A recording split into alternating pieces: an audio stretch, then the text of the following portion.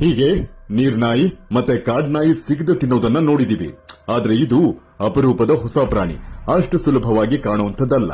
ಸ್ವಲ್ಪ ನಾಚಿಕೆ ಸ್ವಭಾವದ ನಾಯಿಗಳ ಜಾತಿಗೆ ಸೇರಿದ ಇದು ಬುಷ್ ಡಾಗ್ಸ್ ಅಂತ.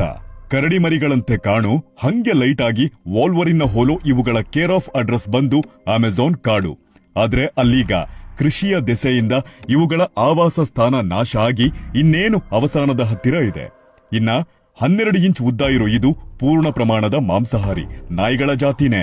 ಹಿಡಿದು ಸಿಗದು ಹಂಚಿಕೊಂಡು ತಿನ್ನೋದು ತನಗಿಂತ ಡಬಲ್ ಎಕ್ಸೆಲ್ ಸೈಜ್ನಲ್ಲಿರೋ ಪ್ರಾಣಿಗಳನ್ನ.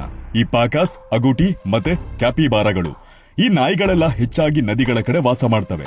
ಯಾಕಂದ್ರೆ ಒಂದು ಬೇಟೆ ಸೆಲೆಕ್ಟ್ ಆದ್ರೆ 12 ರಿಂದ 15 ಸದಸ್ಯರಿರೋ ಇದರ ತಂಡ ಎರಡಾಗಿ ಡಿವೈಡ್ ಆಗಿ ಒಂದು ಗ್ರೂಪು ನೀರಲ್ಲಿರುತ್ತೆ, ಮತ್ತೊಂದು ನೆಲದಲ್ಲಿ ಅಟ್ಟ ಆಡಿಸ್ತಿರುತ್ತೆ.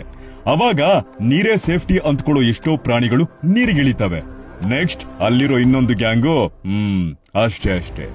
ಮತ್ತಿವು ಸೂಪರ್ ಆಗಿ ಈಜು ಹೊಡಿತವೆ. ಅದಕ್ಕೆ ಈ ಬಾತ್ಕೋಳಿಗಳ ಹಾಗೆ ಕಾಲುಗಳಿದ್ದು ನೀರಲ್ಲಿ ಈಜಾಡೋಕೆ ಸಹಾಯ ಮಾಡುತ್ತೆ. ಕೃಷಿ ನಮ್ಮ ಬದುಕಿಗೆ ಸರಿ, ಆದ್ರೆ ಇವುಗಳ ಬದುಕು ಯಾರು ಯೋಚನೆ ಮಾಡಲ್ಲ. ಎಷ್ಟು ಕಾಡುಗಳು ಹೋದ್ವು, ಅದೆಷ್ಟು ಪ್ರಾಣಿಗಳು ನರಳ್ತಿದವು. ಇವಾಗ ಶರಾವತಿ ಪ್ರಾಜೆಕ್ಟ್ ಬೇರೆ. ಮ್ಯಾಟ್ರಿನ ಇದೆ, ಹೇಳ್ತೀನಿ. ಅಲ್ಲಿವರೆಗೂ ಬಾಯ್.